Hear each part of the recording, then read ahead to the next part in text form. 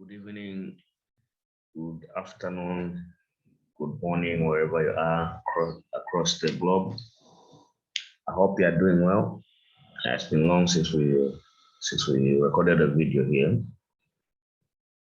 Yeah, so today I don't want to make this video long. I just want to make it short because most of the videos we've already put them out there for which include like for price action and other stuff. So in this video, I'm gonna make sure that I just want to add more confluence, especially those that trade DERIV synthetic indices. There is some confluence that I want us to add to the trading system. Okay, since we have already done price action videos, you can check them out on the channel.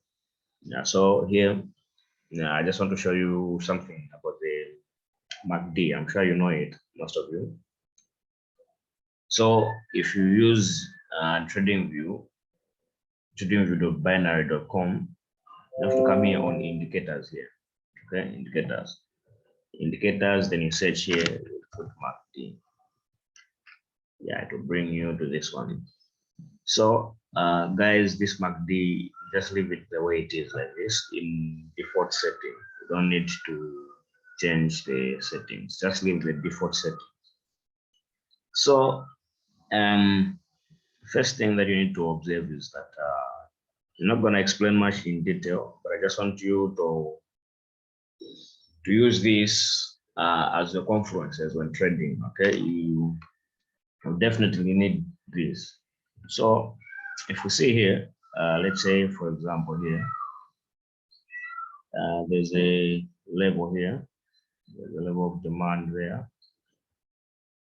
Now just mark this whole area here, which if I extend this, these are basic price action, guys, which I'm sure you know by now. If a level of resistance is broken, it turns into support and so forth. So if I extend this point here, you can see clearly that there is a demand area here. This point here was a resistance level. When it was broken, it turned into level of support.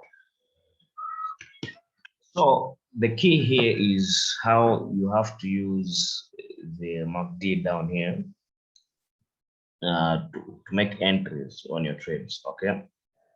So what you have to do is if you see here when price was moving, this is H1. H1 is the best time frame you can be doing this from. If you see here, price was moving, then it created a level of resistance around this area, right? Now, first it created a high, then price came down, then it failed to break through this high. So your entries, your entry points, if let's say you include basic price action and candlesticks, you can see that at this point here we had candles that were exhausting. See, there were some exhaustions, then we saw some engulfing bars, and again bulls trying again, then engulfing, then bulls being rejected. You can see that there was exhaustion up there. So instead of like entering just there and then, you could have waited for this to happen. You see this cross here. Yeah, so when these cross, that's why you make your entries from at this point here. Okay, when this cross. Sometimes, yes, the cross might not really happen like perfectly there and then, but in most cases, when you see that the cross has happened and these are splitting like this, meaning it's a confirmed entries. Let's say the way it has crossed like this, then the next thing you see that these moving averages, the parting ways, it's a confirmed entry. You could enter, then your target must be here. So if let's say you are a type of scalper, let's say you see that price has reached here and is rejecting. If you want to ride the wave going up again, you can see that there's this candle here. It's a bearish candle. Then the next thing you say a bullish candle. Then small candles, then bullish candles. Then you look down here, you also see something like this. You also see something like this. There's a cross here. So you could have entered upon the cross, or maybe after seeing that these have parted ways, the cross has been made, you would have entered till there. Same thing when it came up here, could see that price was losing momentum. You can see that candles started getting smaller when price was reaching this area here. Then we saw an engulfing pattern, of which most of you know already, candlestick patterns. The next thing we saw price dropping, which here also, if you look at the MACD, there's a cross there. You see what happened? It went. You would have targeted this area here. So the next thing you also see here, when price reached this area, the first confluence was, you can see that the candles getting smaller as price was reaching this level. You can also see a bullish engulfing pattern here, which is a basic price action, guys. These are basic candlestick patterns, which you have read. If you haven't read, you can check out our Telegram channel. We have uploaded some books there, which can help you with these basic candlestick patterns. So then from there, we can also see that around this area, there was a cross here. Okay, there was a cross there, which if you didn't catch this cross, you could have entered upon this, upon seeing that it has crossed and it's moving apart, which is a confirmed entry. You could have entered maybe around this point, then you could have gotten the move till there. So we saw price breaking this level of resistance, of which we've already said that when resistance is broken, it turns into support. And most of the times it comes to retest the level. Yeah, so if you see here, we had a retest, which the price action that was around this area here, you can see it wasn't trending. It was more like a corrective move, of which we already talked about corrections on this channel. You can check the videos. So if you wanted to get a confirmed entry, you could have seen that when price touched this level, there are buyers rejecting lower prices here. You see, there are rejections, there are wicks here. So your entry points were gonna be here. Let's say here, if you see, you wouldn't have entered because there wasn't any cross here. You see, but here, when there was a valid cross here, you can clearly see there was a nice cross here. It was like a confirmation entry around this area here, where we saw a pin bar, then saw a bullish candle, then the next thing we saw a bearish, then an engulfing pattern here happened. You could see price actually went up. So here, when price was coming down, we saw that it created a drop, base drop. So this is a level of supply. Then you can clearly see that price was rejecting these levels of supply. Then even here, down here, you can also see that as price was rejecting these levels, the sellers were too strong. You can also see down there, the MACD, that the cross was happening. Same thing even there. When it came for a second time, we saw there was rejection. This is basic price action, guys. And even here, the MACD confirmed the entry. Same thing there. Although here we didn't have a clean one, we didn't have a clean cross. Yeah, you can see. So down there, we also had a reversal. So the thing is, in ranging markets, most of the times, you find that price, it doesn't give clear signals on the indicator down here. If you see when price is in a ranging market, as you can see, this is a ranging market. There isn't like a trend here. It's ranging. So you can also see here, so the nice entry here.